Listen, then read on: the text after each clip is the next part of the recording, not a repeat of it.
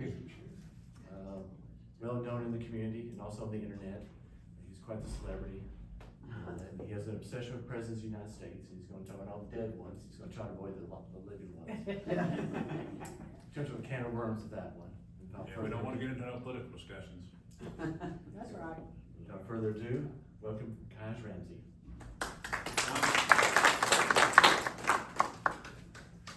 Well, first off, let me start. I'm not a public speaker, so just bear with me. If I start stuttering, just ignore it. You didn't hear it.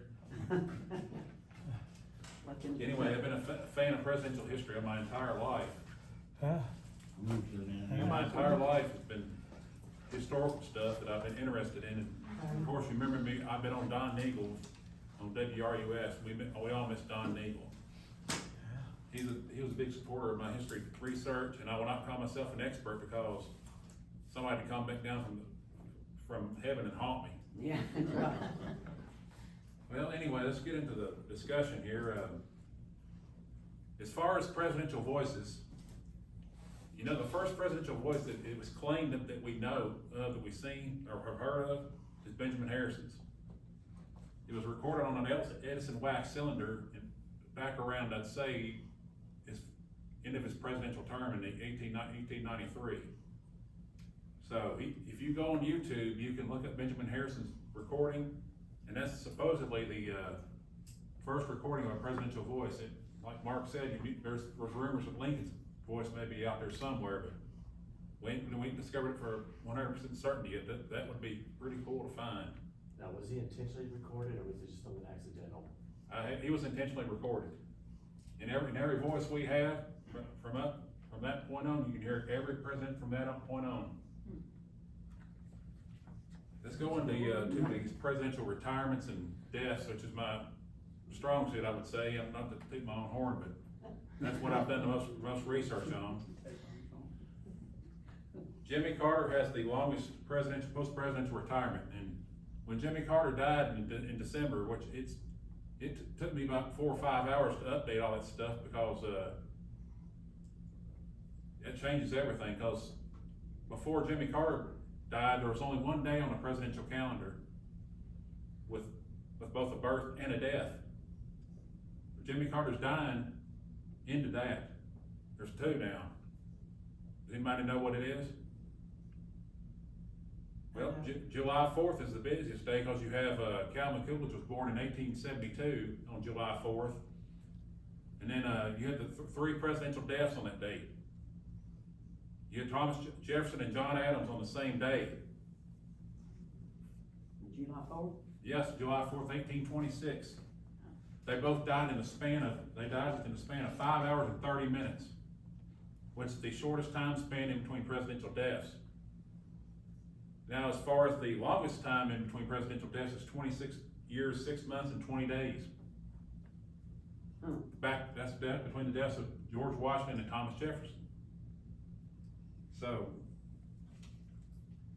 that's a little bit of a exciting presidential trivia from my vantage point. Now, who has the shortest presidential retirement? Anybody know? He's from Nashville, Columbia. Pope. James Pope. We went to see his place. That's the only reason I know. Yep. Yeah. James Pope died 103 days after leaving office. What happened to him? Died of cholera. Cholera. What's that? From the source, we don't know. Yeah. But that's what they say. What is it? Does anybody know what month has no presidential deaths?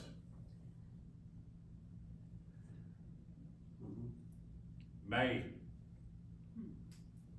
We just got through another May without a presidential death, so the streak continues. Thank goodness. Yeah, they at least 2026. Yeah, and there's only 2 births in May too, so if you are looking for a month on the presidential calendar with nothing going on, it's May. The only 2 presidents born in May were Harry Truman and my personal favorite, John F. Kennedy. You knew that one. Now, there's 3 dates on the calendar with, more than one presidential death: July 4th, March 8th, and December 26th. On March 8th, of course, in separate years, you had, on March 8th, Millard Fillmore passed away in 1874, and William Howard Taft died in 1930. In December 26th is the other. You had Gerald Ford and Harry Truman die on the day after Christmas. See, it's just the stuff you discover when you get into this research here that it'll mind boggle you. Did you say earlier that there were 3 who died on 4th of July? Yes. Who was the third? Oh, sorry about that. I forgot. James Monroe, 1831. James Monroe, 1831. And in fact, I'll tell you this little factoid. James Monroe and John Tyler are very, very close. They're buried from about where I'm standing to that door. That's how close they're buried. Where? In Hollywood Cemetery in Richmond, Virginia.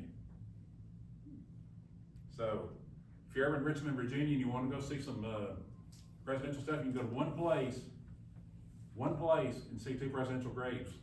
There's only 2 other places you can do that. Quincy, in Massachusetts, the graves of John Adams and John Quincy Adams, and in Arlington Cemetery, the graves of William Howard Taft and John F. Kennedy.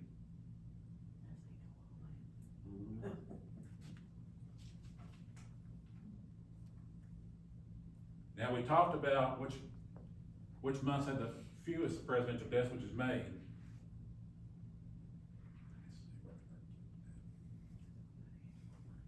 The deadliest presidential month is July, with 7. Of course, you have 3 on the same day. On the same date, there's four additional ones. I'm sorry, Doc, I can't think of those right off the top of my head.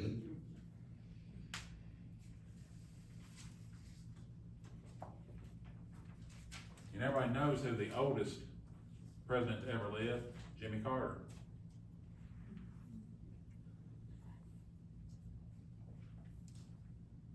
Were any of those murders that you've talked about so far, they're dead from murders or no? No, That's good. not except for JFK, of course, that's the most famous one. I've been to Dealey Plaza twice. Yeah. You gonna tell how many, Vicky wants to know how many's been assassinated? 4. 4. You had, Abraham Lincoln in 1865, James Garfield in 1881, William McKinley in 1901, and JFK in 1963. And we've had some attempted ones. Oh, we could be here all night with those. And George Washington was initially gonna be buried in the Capitol Rotunda in Washington, D.C. But he had in his will that he was wanted to be buried at Mount Vernon.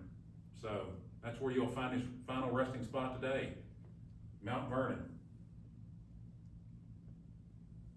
What year was that? What year was what? He died, what year did he die? 1799. And his death was some kind of morbid because he died of bloodletting. Anybody here know what bloodletting is? I know. Don't look it up. It's about, it's supposed to be healthy if you let some blood out in some way. It wasn't healthy for George Washington back then. There's also kind of a scuttlebutt rumor that William Henry Harrison died of bloodletting, and they've tried. I think they tried for every president up to him. What is? That's where you intentionally drain blood. They thought back in that day would drain the disease out. Bad humors. Oh, yeah. Literally, well, at least for the person that is. Anybody know who John Scott Harrison is? Everybody knows that John Quincy Adams is the son of a president. And everybody knows that George W. Bush is the son of a president. John Scott Harrison's both the son and the father of a president. He's William Henry Harrison's son. He's Benjamin Harrison's father. Mm-hmm. And he's buried in Ohio, which is the kind of motherland of presidents if you're not counting Virginia. So Ohio and Virginia are the two spots you'd wanna go if you'd wanna get a bunch of presidential sites in. Let's talk about something a little bit positive as far as births. 6 presidents have reached the age of 90. 6.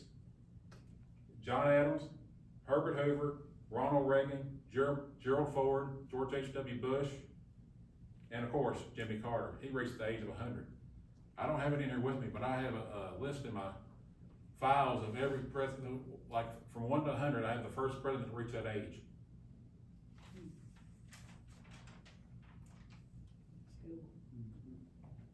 Now, talk about heartbreak, Teddy Roosevelt lost both his wife and his mother on the same day.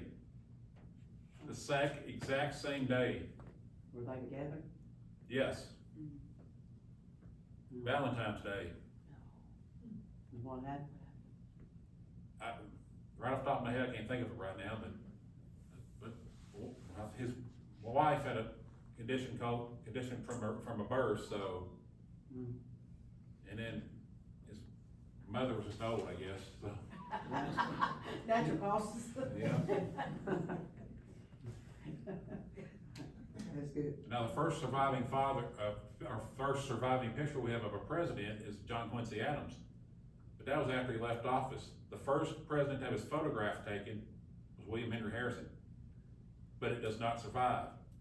So, the first official presidential photo is of James Polk.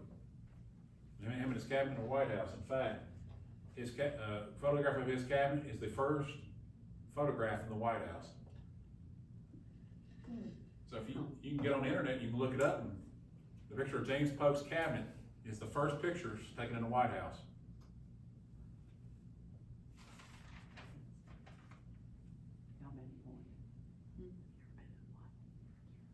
Now the first president born west of the Mississippi River is Herbert Hoover.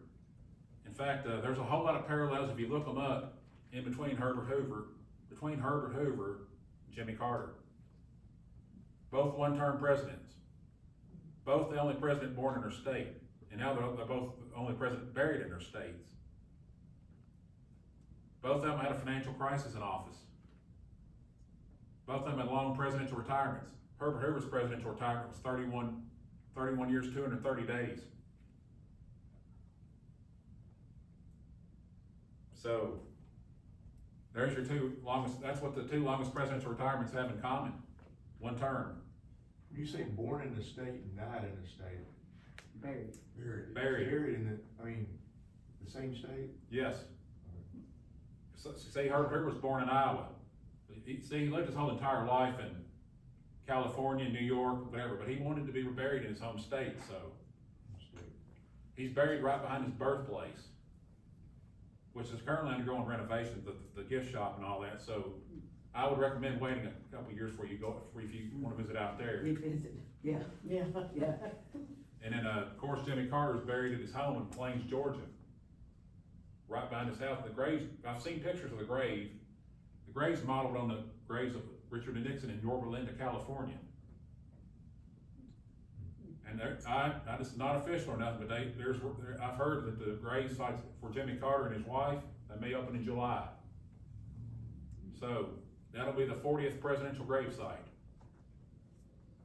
In the 21st state with a presidential grave site.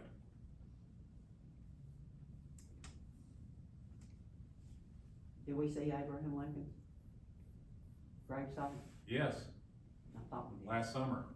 I thought. That was my gift last summer, was go to President Lincoln's gravesite in Springfield, Illinois. Yeah. Let's tell this story. When we were driving up there, I had no idea, of course, where the cemetery was gonna be. It's just in a random neighborhood. You go through the gate and there it is. Yeah. And I had a Abraham Lincoln gift shop, which don't take me to a presidential grave or a gift shop. Without money, right? Without money. The souvenirs in there you'll see, it beats worse than ordering off Amazon.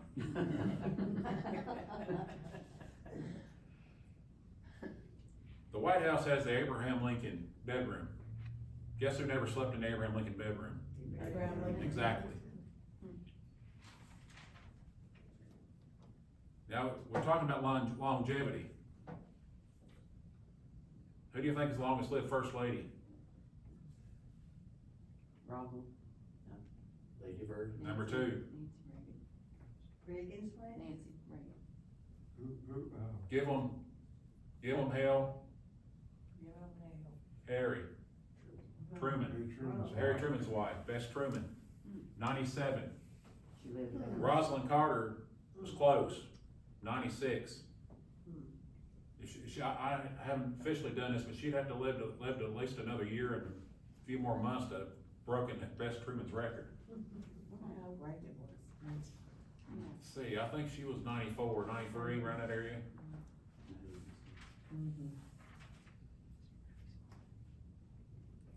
And a testament to Herbert Hoover's longevity, he outlived his entire presidential cabinet. The only person in his cabinet he did not the president's line of succession, as you go down that list, he did not outlive, John Nance Garner. John Nance Garner was FDR's first vice president for his first two terms, which started in 1933 and went to 1941. So, John Nance Garner is the longest lived vice president in American history.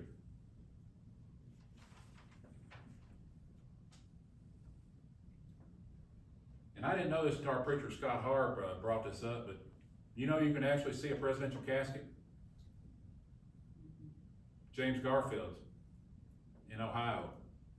His gravesite, if you go in it, it's just this casket with an American flag over it.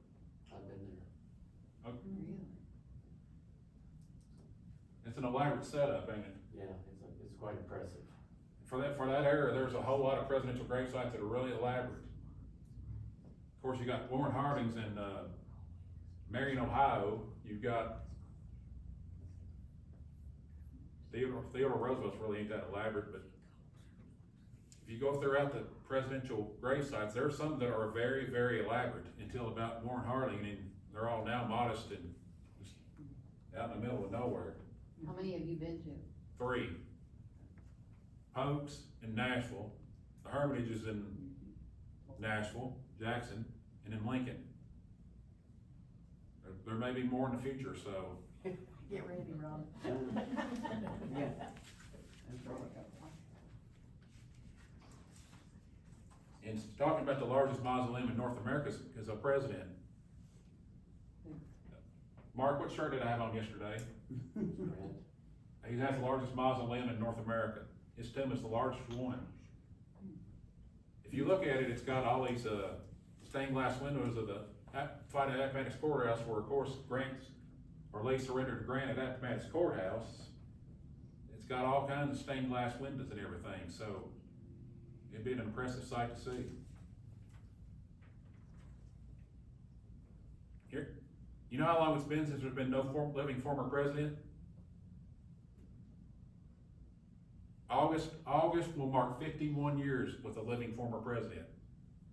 The last time there was no living former president was August the 8th, 1974, which is the day the day before Nixon resigned.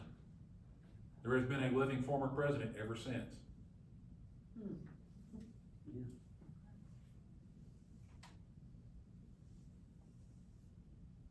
Oh, here's an interesting. The first president to have electricity in the White House, Benjamin Harrison. But he was scared to touch it. When was that? What year? 1889 to 1893.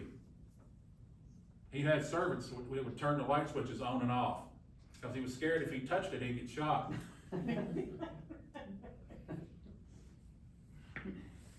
too, probably. And continue on to Ben Harrison, you know he's buried with both of his wives? He's what? He's buried with both his first wife and his second wife. And the cemetery he's buried in is Crown Hill Cemetery in Indianapolis, Indiana, which is the same cemetery my mom's cousin back there is buried in, Rick Kaufman, Rick and Brad. So I've got family members buried with the president. In the same cemetery. Yeah.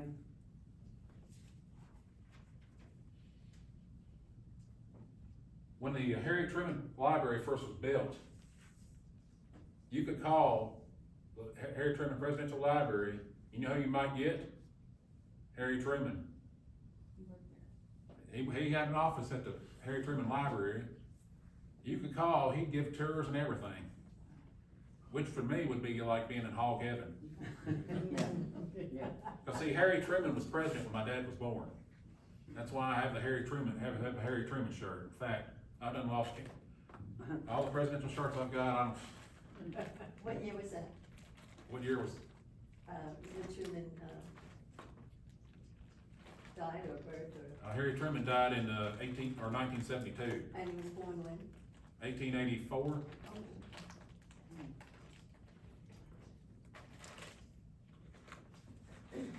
Let's go back to since I got an Abraham Lincoln shirt on, let's go back to the days of Abraham Lincoln. You know who, initially courted Mary Todd Lincoln? Stephen Douglas. And when her and Stephen Douglas broke up and she decided to marry Abraham Lincoln, Stephen Douglas told her, you just lost the opportunity to marry the future president of the United States. I guess, Stephen Douglas wasn't thinking straight then. As you see, I'm not wearing a Stephen Douglas shirt. That's right. I'm wearing a Abraham Lincoln shirt, so I think Mary Todd may have picked it right there. Did she tell her husband what to do all the time? Mary Todd, there's no telling with her. There's rumors that she was a spendthrift. She ran through the entire appropriate, or how can you say that word, appropriate for the, allowance for the renovation of the White House. She just ran right through it. Sounds like you, Vicky. Does that sound like, you and Tony, Vicky? Yeah, I was saying. Spin it. Can't take it with you. But it was all of it was interesting. They had it pretty rough. How many kids did they lose? They lost all of them except for, Robert Todd. Yeah. And Robert Todd Lincoln is not buried in Springfield, Illinois. He's buried with JFK and Taft in Arlington National Cemetery. If you go through, I picked up a book called The Last of the Lincolns, and it goes in detail of his entire lineage. He has no direct lineage. now his last living descendant was Robert Todd Beckwith, died in 1985. So you probably already read the book, huh? I ain't read the book, but He just knows. Yeah, no. I saw it somewhere else. It's an interesting book to see the personal lives of all. It wasn't a real, glorious history. No, No. I don't think none of the presidents really had a glorious life except for JFK being raised up in a Irish Catholic family.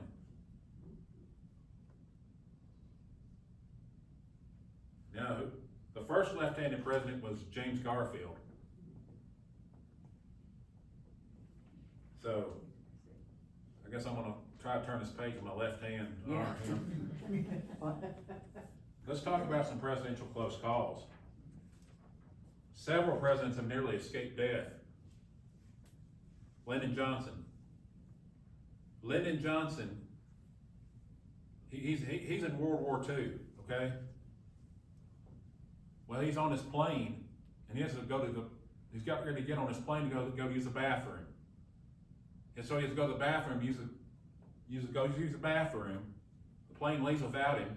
He gets on another plane. The plane he was supposed to get on was shot down. The one he got on survived. So if you ever need to have a bathroom break, be thankful sometimes. Yeah. Especially if it's. But was it intentional, or No. was it a planned killing?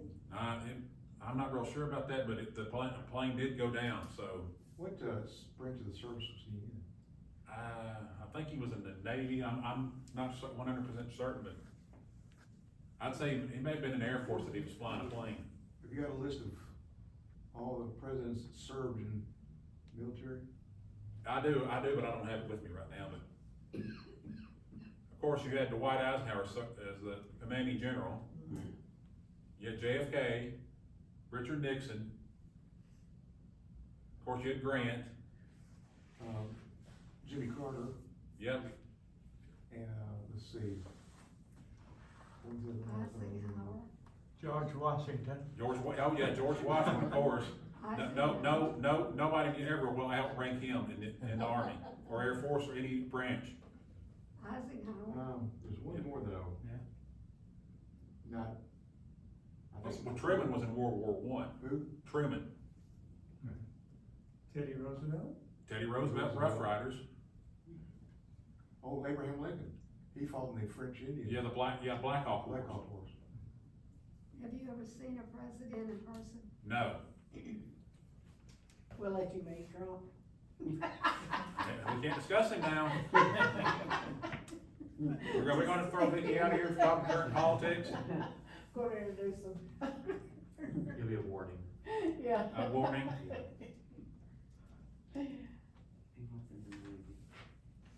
He was right, he was in the Navy. She looked it up. Who? Oh, Johnson. I'm gonna backtrack a little bit. I forgot to tell you now the date, the birth date and death on the same day was of course Calvin Coolidge, and the three that died on July 4th. But the other one, Andrew Johnson, was born on December 29th, the day that same day that Jimmy Carter passed away. So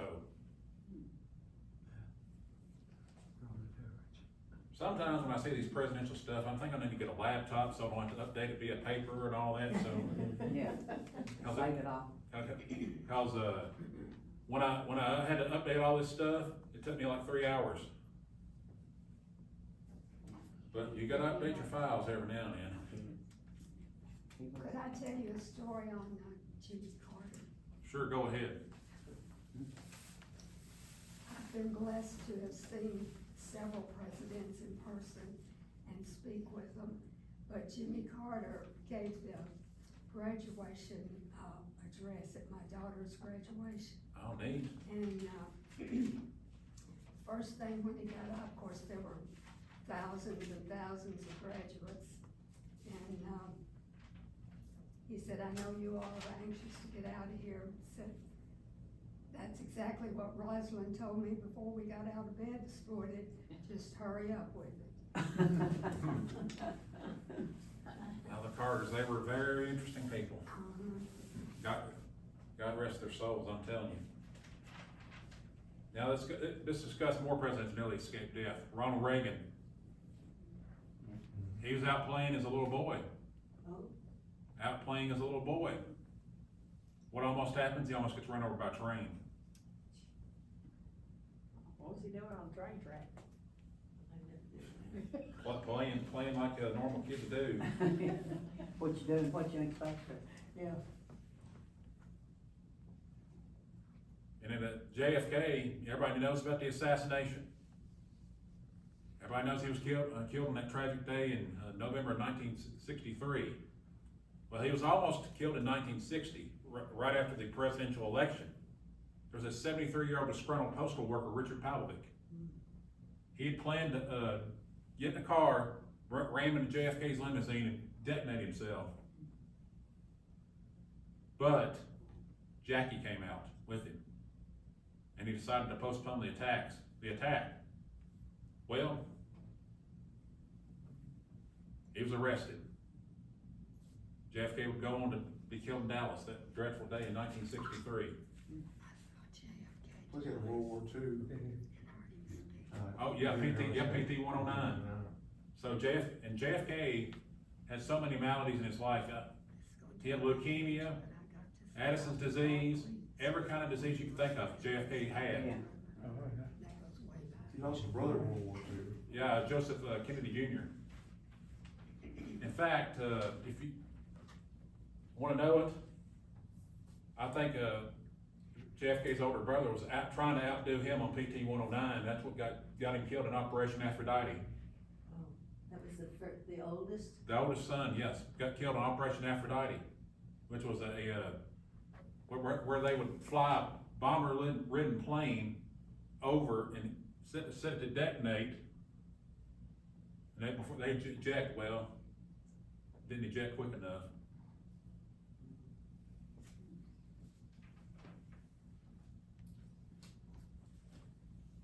We're gonna go down the list of, shortest time span in between presidential deaths. Of course, the, first one, I've already told you about. Jefferson Adams, John Adams, 5 hours and 30 minutes.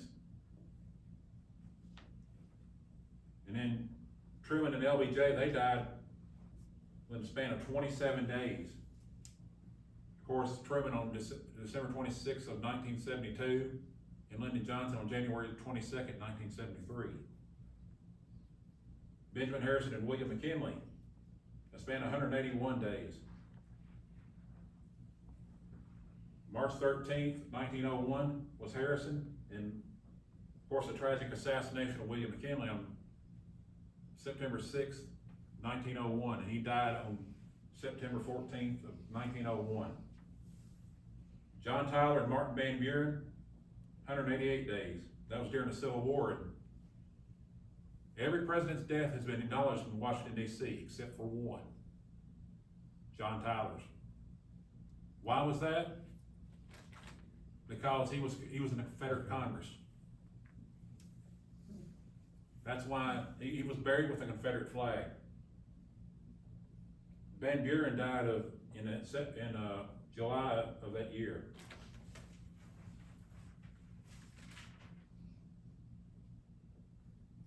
There's only been 2 instances in American history where 3 presidents have died or there's been 3 presidents in the same year. In 1841, Van Buren, William Henry Harrison serves 31 days, the shortest presidency in American history. And then John Tyler takes over. Then you had 1881 with Hayes, Garfield, and Arthur. Hayes' term finishes out. Garfield's in office for 6 months before he's tragically assassinated. And then Chester Arthur, which was James Garfield's vice president. Here's the second, now, everybody knows the vice presidency now is the second most powerful position in the executive branch. Well, it wasn't always that way. The vice presidency was considered at the time it was created a dead-end job because nobody wanted that job. What job did they want? Secretary of State. 6 secretaries of state have become president, but none since 1857. The last secretary of state to become president was James Buchanan. Franklin Pierce doesn't get renominated by the Democratic Party. He was the first president to run for re-election and not get renominated by his party. They nominate James Buchanan in his place, and he becomes the final Secretary of State to become president. The 6 secretaries of state who have become president, you start with Thomas Jefferson, who was also vice president, and who was Thomas Jefferson's Secretary of State? James Madison. Who was James Madison's Secretary of State? James Monroe. Who was James Monroe's Secretary of State? John Quincy Adams.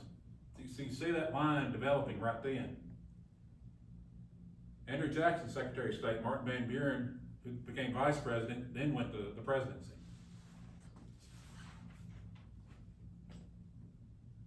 Now, does anybody know the common link between FDR and Richard Nixon?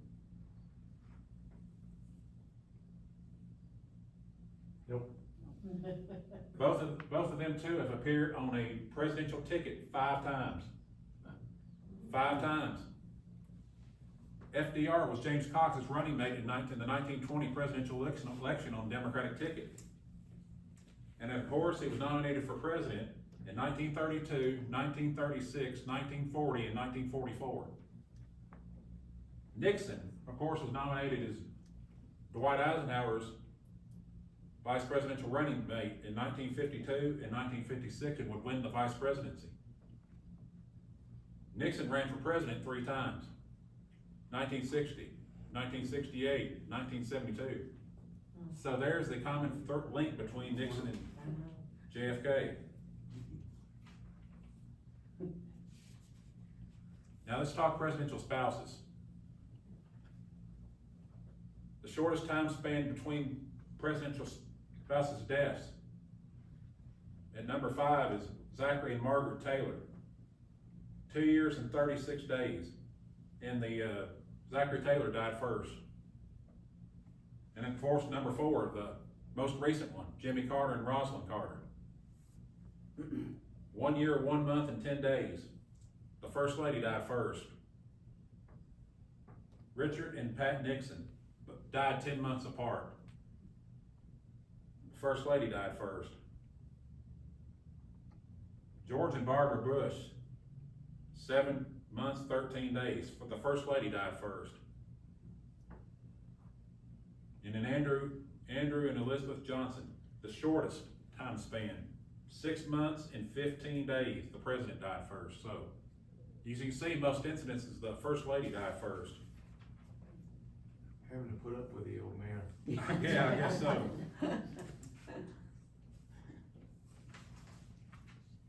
Most everybody has heard that Alexander Hamilton and Aaron Burr had a duel. I'm gonna give you your irony for the day. Well, Alexander Hamilton tried to duel James Monroe, but it was stopped. Anybody get guess by who? Andrew Jackson? Aaron Burr. Aaron Burr stopped James Monroe and Alexander Hamilton from dueling. So I guess he wanted to finish it off himself. So that's your ironic. Why did he stop? I mean, what did he have to? Your guess is as good as mine.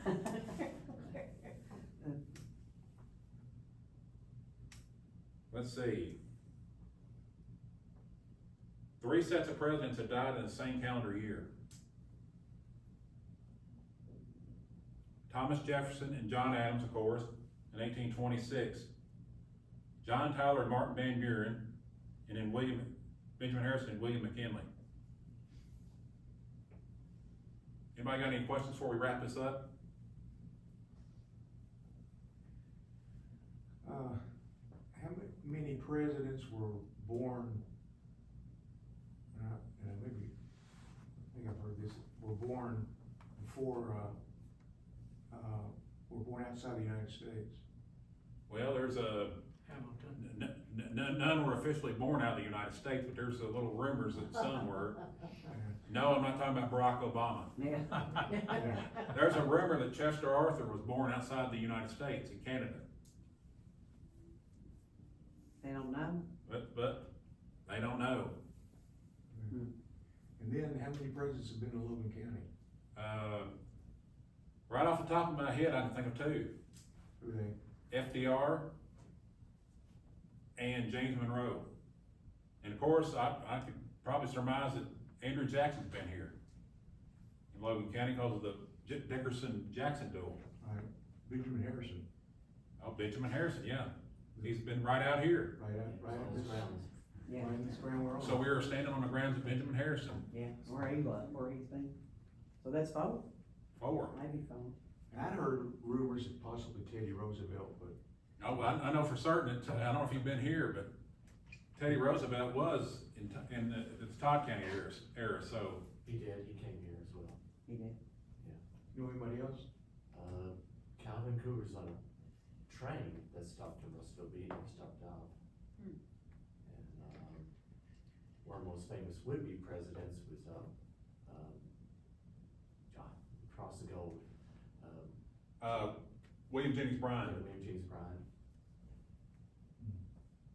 And George W. Bush passed through here, on a bus, but he didn't stop. Yeah, I think didn't he stop over at the, what's that barbecue place in? The whistle stop. Whistle Stop, yeah.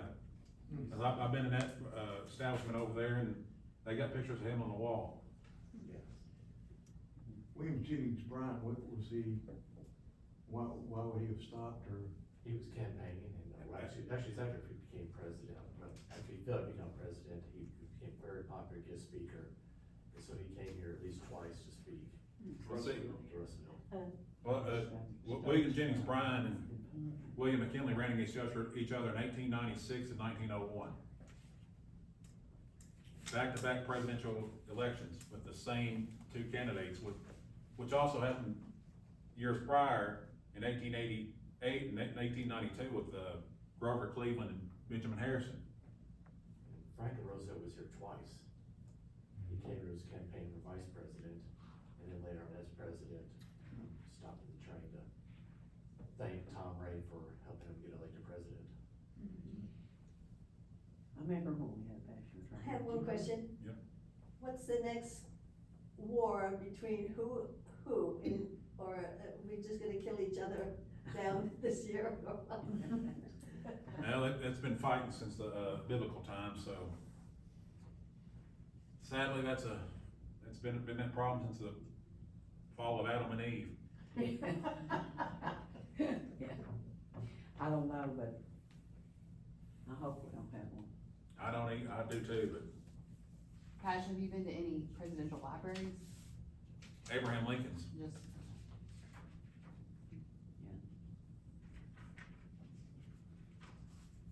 Well, we ain't big travelers, are we? No, But there's a lot he'd like to go to, I know. Does Polk have a presidential library? no, he has a home down there. Yeah. You can go tour, and there's been a bunch of scuttlebutt of whether they moved his grave down to Columbia from the Tennessee State Capitol. So that's been ongoing discussions for years. I hope they keep it on the Tennessee State Capitol.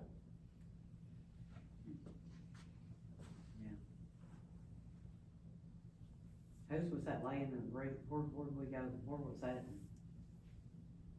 That was James Pope. Yeah. He did go to that, where they put wreaths on the president's, graves on the other birthday. Yeah, on every presidential birthday you see, they lay a grave, or lay a wreath on the grave. So like on, May 29th, 1917, JFK was born. On every May 29th, at Arlington National Cemetery, there's a wreath laid on his grave. It's from the President of the United States. It's pretty neat. And which two presidents share a birthday, have the same birthday? Polk and Harding. You mean November- same November year, or 7th. just the same day? Same date, Polk and Harding. Polk and Harding, same birth date. Not to count the same calendar year, that'd be kinda weird. Yeah. They could have. That'd be a bigger coincidence than John Adams and Thomas Jefferson and James Monroe all dying on the same date of the calendar. Yeah.